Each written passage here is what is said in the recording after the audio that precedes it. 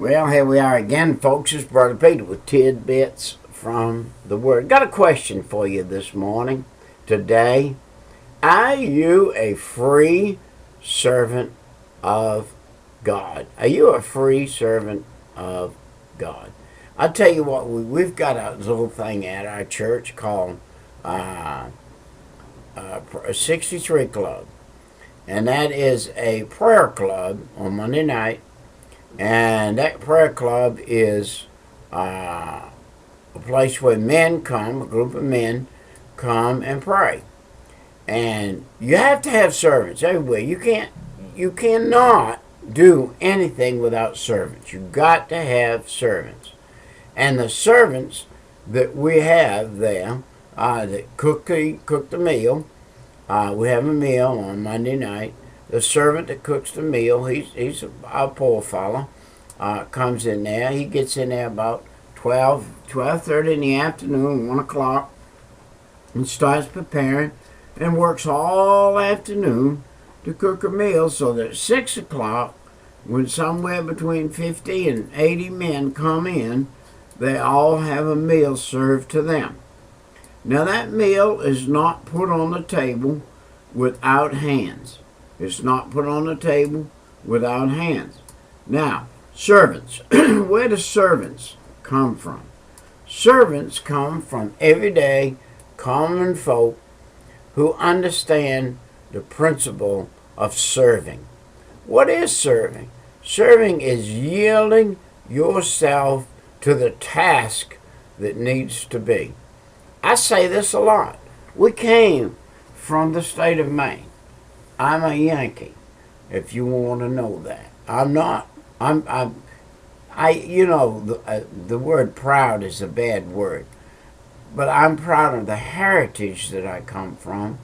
Do you know that before I ever was saved, I had a principle in my life that worked.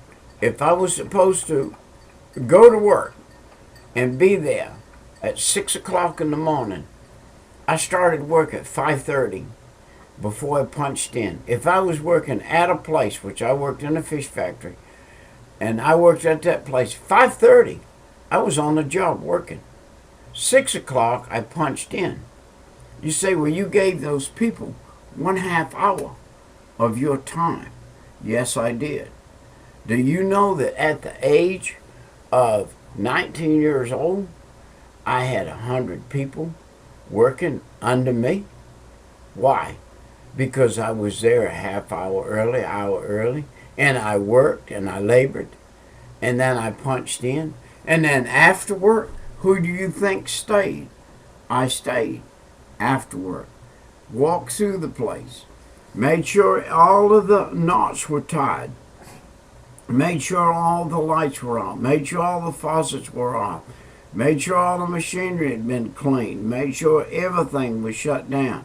Well, what happened, Brother Peter, when you're there and you're tired and you're wore out and you come through and you find some people had left their machine in terrible condition and it needed an hour or an hour and a half worth of work to make it right so that it'd be ready when they come back in a few hours.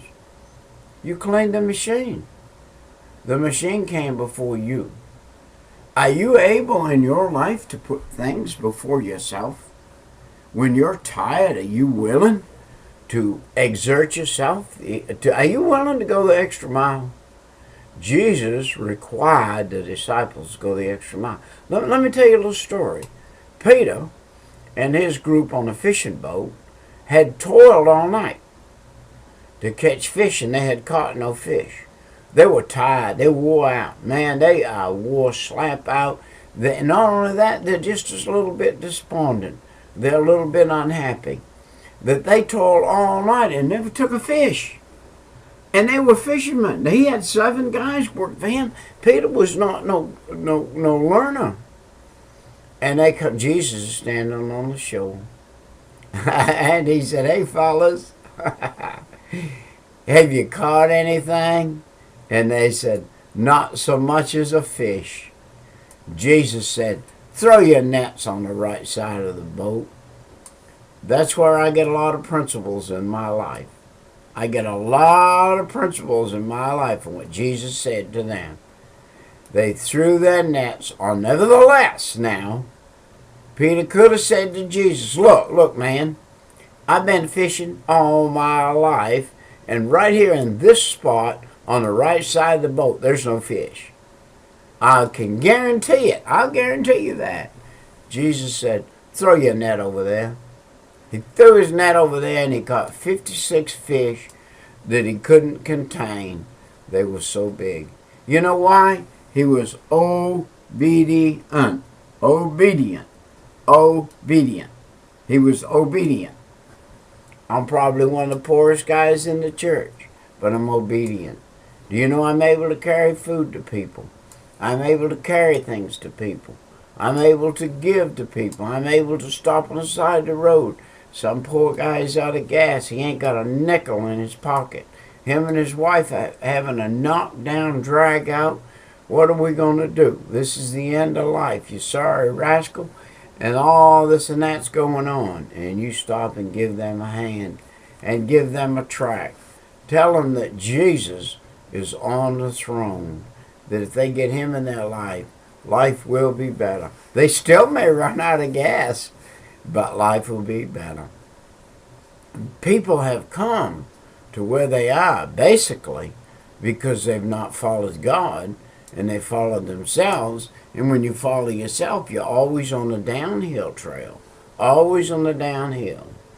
And so anyway, doing what God requires is doing that last thing. Let's get back into what I was saying.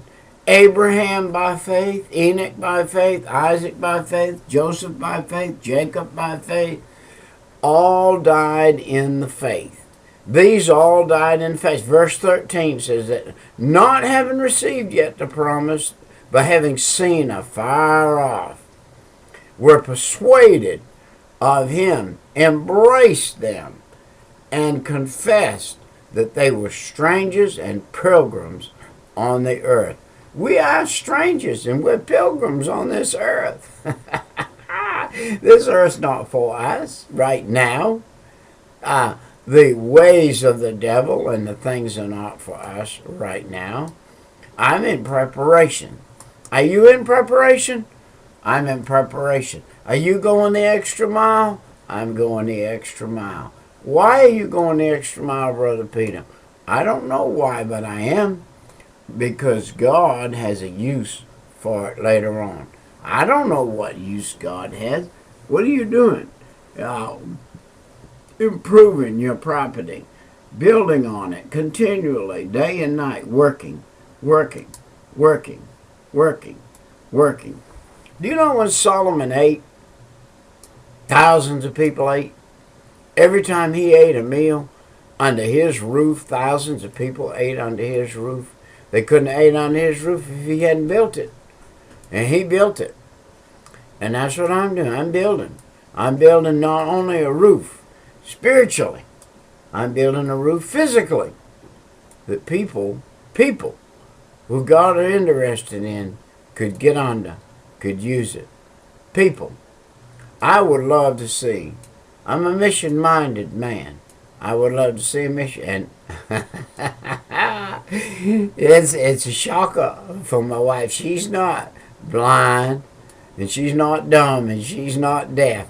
And she can see further down the road than the average person. And she knows her husband's preparing for something. And I am. I may not be the one that uses it.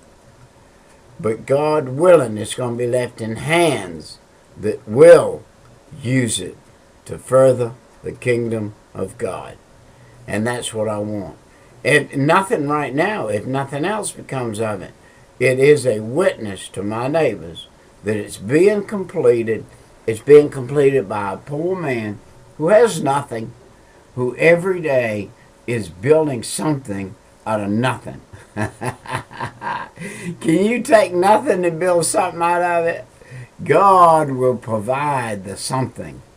God has provided the something for me to build with when I have nothing. And that's just the way it works. Have faith, my friend.